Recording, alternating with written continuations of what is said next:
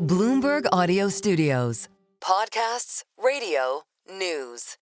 Joining us now, I'm very pleased to say, is the National Economic Council Director, Kevin Hassett, following the jobs report earlier on this morning. Kevin, welcome to the programme, sir. It's always great to get your thoughts. I just want to take a beat and take a big step back and just think about where we are and the moment we're in. This is what we've heard from the administration over the past few days. The President has said there will be a little short-term interruption. The Treasury Secretary, Scott Bessent, spoke this morning and said there's going to be a detox period. You said last month the jobs market was worse than markets thought. What exactly are you, together with other officials and the President, this administration, what are you preparing us for? Oh, we're preparing you for news like today, the great jobs report. I think one of the things that you see, if you look at it, is exactly the objectives of the Trump administration, and the fact that even though we got a lot of work to do, we got to pass the tax cuts and get this deregulation train rolling, is that we're going to be reducing government employment and reducing government spending and increasing manufacturing employment. And as you can see in the jobs report today, you're already seeing a pivot in that direction. That's a huge one. And so last year, 111,000 manufacturing jobs were destroyed by the Biden administration's policies. And in this month alone, in February, we got 10,000 manufacturing jobs and 9,000 auto jobs. And as you know, those auto jobs are, here, they're going to be paid well, and they're here for a good long time. And that's really just sort of a down payment on the Trump policies that are going to skyrocket into a golden age as soon as we get the tax cuts passed. So, Kevin, I hope you're right, but what I've heard over the last week or so regarding the economic data, when I spoke to the Commerce Secretary, Howard Lutnick, Secretary Lutnick said that this was Biden data over the last month, that this was not Trump data. So if it's good, is it Trump data? And if it's bad, is it Biden data? How does this work? Let's go into the specifics. So what specifically has happened is President Trump has made a big effort, along with Elon Musk, to find workers that are unproductive and to get them off the payrolls. And so we see government spending going down. So is that a Trump effect? Yes. Manufacturing and job creation in the auto sector is happening because people are anxious about future tariffs and they're already onshoring production. Is that a Trump effect? Yes. But it's true that we've inherited a lot of terrible Biden policies. They want to, get expensing gone and so on, and that's bad for capital formation. We're going to fix that. So we haven't fixed everything, but already the things that we're fixing, you can see in the data, and I think it's really quite remarkable. Well, let's talk about the manufacturing data as well. We had that over the past few weeks. You're familiar with ISM manufacturing. You're familiar, I'm sure, with the respondents in the surveys, and this is what they had to say. The uncertainty about tariffs keeps us cautious on spending.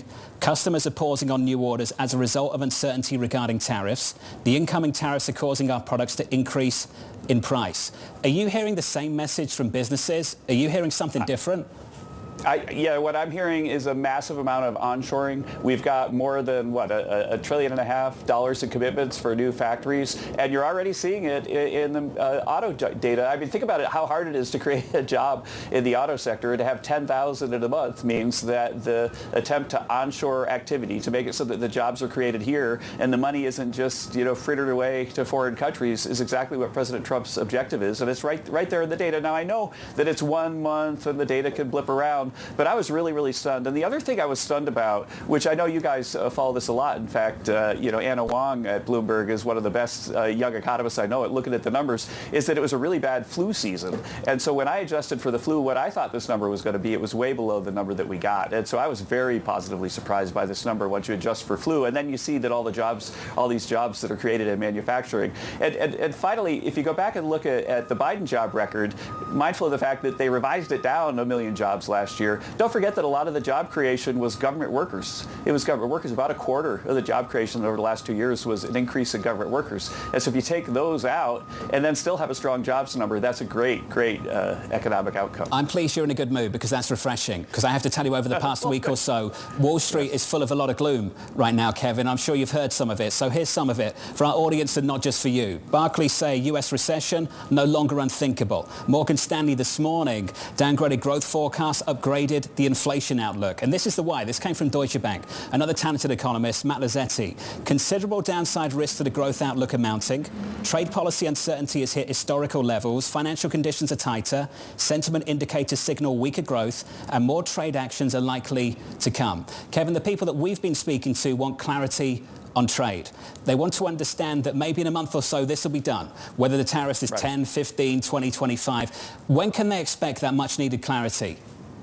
Oh, absolutely. I think in some sense that you've got quite a bit of clarity already. There's no uncertainty. There's going to be some tariff. It's going to be reciprocal. If you don't like tariffs very much, then reciprocal could be a great thing for you because then countries around the world will be lowering their tariffs. But the president believes that if we replace income tax revenue with tariff revenue, it can make everybody better off. And so if we take $1 away if you buy a foreign good and then give you $1 back in an income tax, you're going to be better off is what he believes. And I think what's going to happen is that markets are going to watch numbers like the numbers we see today, and they're going to gradually see that President Trump is right. This is how you build a golden age. All these companies are going to be worried about what's still to come and will hold off on making these decisions because they don't know what policy actually is. A month from now, we'll get more detail on tariffs on the likes of the Europeans. We'll also get an update on what's going to happen with Mexico and Canada. Kevin, can you share with us whether the president has provided any metrics to the Canadians, to the Mexicans on what they need to get done between now and next month?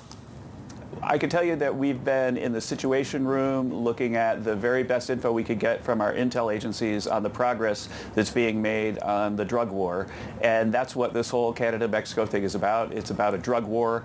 And there have been some parameters that have moved because it's an active negotiation. And President Trump is seeing progress of the drug war, both in Canada and in Mexico. And he's, in the end, trying to save the tens of thousands of American lives with this drug war. And that's why he's adjusted when he's seen progress. But yeah, we've got people, satellites and everything looking at where the fentanyl labs are, and we're making progress. And I think that that's separate from what we're going to see in April, where uncertainty will be resolved because we'll have a report on the Reciprocal Trade Act. The European issue is different. You've been clear about that, and I think we all understand it. There's been a big change this week over in Europe, and potentially in the months and years to come. The Germans are getting ready to spend on infrastructure and on defense. Do you and the administration like what you're hearing from the Europeans in the past few days? And do you think that would lead to a different approach when it comes to tariffs in the next few months?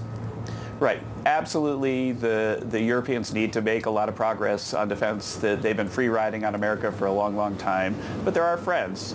That's a foreign policy issue. But on an economic policy issue, think about it this way, that in a typical month, we're importing about $35 billion worth of autos and exporting about $13 billion worth of autos. And that's because of all of the non-tariff barriers and tariffs themselves, like the Europeans have a 10% tariff on autos, that President Trump's views as unfair. And so against that backdrop, the idea that we created almost 10,000 auto jobs this month shows that he's on the case and he's fixing these things that are unfair for American workers, and he's making progress already in February. Kevin, do you think the reciprocal tariffs, the focus of them will be on autos, or is it much broader than that? Oh, it would be much broader than that, yeah. We basically want trade to be fair for Americans across everything, Kevin, as you know, there's been some jitters on Wall Street, so let's finish there. In the equity market, we've seen a pullback of 5-6 percentage points. Not too dramatic, but there's certainly some fear out there, and you see that in sentiment indicators. Traditionally, with the Trump administration, particularly in the first term, we became accustomed to what became known as the Trump put in the equity market. Secretary Bessent says there isn't one anymore. He says it's all about the upside, and there's a big call. I understand that. But the president said just yesterday, I'm not even looking at the stock market.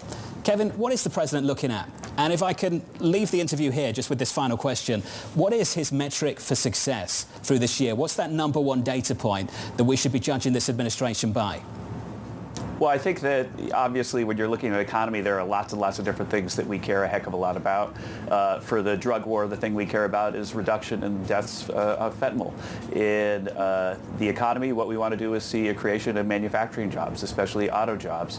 And we want to see a successful tax bill. And I think that all of that is going to give us the 3 or 4% growth that we're all hoping for, that we got in the first term and that we'll get again. But I think that just picking one metric is not enough for the president. But I can tell you that last night when I was in the Oval late at night talking about the jobs numbers with him and telling him about the 10,000 manufacturing jobs and 9,000 auto worker jobs, he was really, really pleased to see the numbers. Kevin, we're pleased to catch up with you. Appreciate the spirited conversation, sir. Enjoy the weekend. Thank you. Great to be here. Kevin Hassett, the National Economic Council Director. Thank you.